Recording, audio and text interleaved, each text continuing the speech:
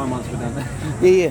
Hey guys, so I'm just at Parliament today and I'm talking to Lisa, and we're in sort of a little team which sort of documents some of the cases of people that have actually had adverse effects. Now, the reason why I've come to talk to you today, Lisa, is that I'm just simply really staggered at the scale of the adverse effects, which, you know, when I turn around and talk to my colleagues more in the mainstream, it's just like they just don't get the scale of it. And to me, it really brings home, like, even like you got Roy from Dunedin, who's around here somewhere up on the wall. You know, it's like nobody told him, his wife was saying, nobody actually told them about what the consequences or the side effects were, and they were wishing that there was more promotion on that. Can you just, you know, you don't need to give me the full story, but just recap kind of what the purpose of the tent is, and, you know, what the response actually has been? So the tent is here to represent the Health Forum, which Linda Wharton started around about 7 or 8 months ago. Linda Wharton came to this conversation just because she'd heard a few rumours from people outside that they felt different after vaccination, and their doctors weren't acknowledging it for whatever reason. So what started off as a very small and innocent intent to open up a wider conversation via a Facebook page has now become quite a large organisation working behind Linda. And lots of people have contributed their time in various capacities with regard to their professional status and what they can do for us. So we have doctors, statisticians, lawyers, many more people working behind all of this. But I mean, like, you know, my experience is that, you know, I smashed my neck up about 20 years ago, and I've been in pain a long time, and, you know, from my experience, I've learned from the hard way that doctors are a little bit like lawyers, and that you've got really good doctors, but you also have to, and I think there's a misconception that if it comes out of a doctor's mouth, it must be gold. I also don't think most people really kind of fully connect that there's a lot of, you know, I've literally been at restaurants where they've held dinners for doctors from pharmaceutical companies. They've given them out fine wines. They've had offers of you know, if you sell this many products, you'll get holiday in Fiji. I don't think people really fully understand the relationship between the modern GP and the pharmaceutical relationship. So I think there's an element of doctors not willing to report the full scale because it's kind of biting the hand that feeds them. I mean, is there any merit to what I'm saying there? Well, I can only speak for myself, and certainly some of the reports that we've had from these individuals who've been willing to put their faces on these storyboards, that after vaccination they felt significantly different. Now, whether that is temporally associated with the vaccine, we don't know. But there's a lot of focus on the doctors, and there is no focus on the individuals outside of this area.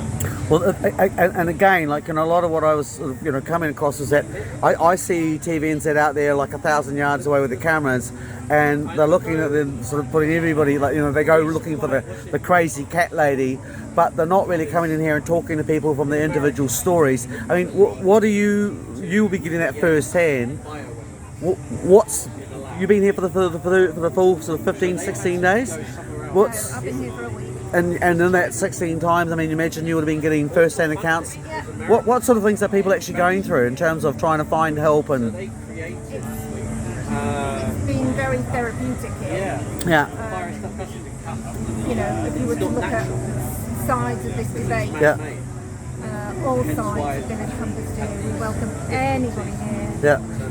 We kind of dubbed this Switzerland. So we're neutral. You're neutral. We want people to be able to come in, whether you're wearing a mask, whether you're not wearing a mask, whether you're vaccinated, not vaccinated, because within that family unit, there are individual stories. People who've been vaccinated, not been vaccinated, boosted, potential injuries. Open up the narrative. Open up the narrative and let these people be heard as well. Whether their stories are all associated with the vaccine, not to be determined by us. We we are giving them a voice. Yeah. We feel very strongly they have not had a voice. And when you come here into this tent and you see people putting those crosses in those bushes over there. I mean, for instance, I had one gentleman who told me he walked past us for 6 days. Yeah. And on the 7th day, he stopped and spoke to us. And the reason that he couldn't stop and speak is because he was too emotional. And we are here to hear Yeah. and listen and let people speak. So can you imagine how he feels when he goes to his GP and he just doesn't hear any receptiveness back? What I also find, I also find it quite incredible that when I speak to people, like there doesn't seem to be an understanding that the approval was only provisional approval. I mean, how much of that does that make a difference in terms of when we're looking about how we should be taking the issue of side effects seriously? I mean, does that change or alter the situation that we're dealing with? Well, again, I think it's personal choice. If you if your stress is derived from the potential risk of infection from COVID, if your stress is derived from the risk of having vaccination, so I find it quite challenging to answer that question. Yeah, sure. Because everybody's stresses are different. Yeah. Because I guess also that's element of the scale of the adverse effects. I mean, I believe what I saw was the survey that was done by Pfizer on the post distribution. They did a group of about 40,000, and there was 25% people that were affected with side effects. But that's quite a large scale. I mean, they're not all serious issues that can go from feeling tired to basically death. So I mean, what kind of scale are we actually talking about? I mean, what I'm asking is, at what point does an adverse effect becoming not worth the actual risk factor or the threat assessment?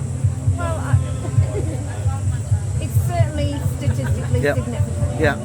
So when we're collating reports on our database, and even when you go to CALM, it's certainly statistically significant. So it warrants further investigation. And what about in terms of also things like, I mean, that's the short term. We start to look into things like long term or generation. I mean, is anybody having these discussions in terms about what we may actually be looking at down the road in 10, 15 or even generationally based? Yeah, there's discussions on, if you wish to infer there are sides to this, I'd like to say there are shades of across the spectrum. But there are discussions on both sides of this. The long-term effects from the COVID infection itself, which certainly warrant. I mean, it's science. So you look at the risk of infection, natural infection, and also Bill Gates has just admitted that natural immunity is certainly more robust than the vaccine. So we're 2 years into this rollout, and this is what we're discovering now. So this is the data that's coming out.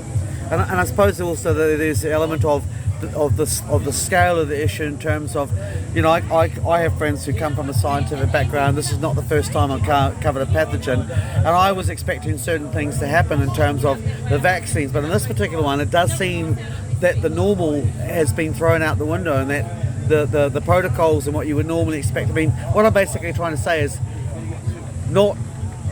vaccines are wonderful, but not all vaccines are applied equally, are they? I mean, not all vaccines are equal. Do you think most people kind of really get that, or they sort of put them all in the same category? Well, vaccination has been normalised